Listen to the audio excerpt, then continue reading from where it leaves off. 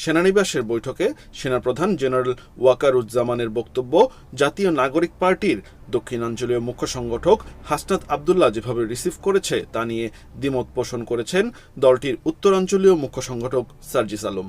একই সঙ্গে 11 মার্চ সেনাপ্রধানের সঙ্গে সাক্ষাৎ নিয়ে হাসনাত আবদুল্লাহর দেওয়া ফেসবুক পোস্টের বিরোধিতা করেছেন তিনি।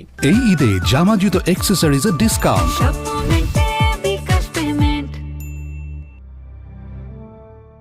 সেনাবাহিনীকে নিয়ে হাসনাতের সাম্প্রতিক ফেসবুক পোস্ট আলোচনা সমালোচনার জন্ম দিয়েছে রাজনৈতিক অঙ্গনে। এ অবস্থায় সার্জিস নিজের অবস্থান তুলে ধরতে আজ একটি পোস্ট করেছেন।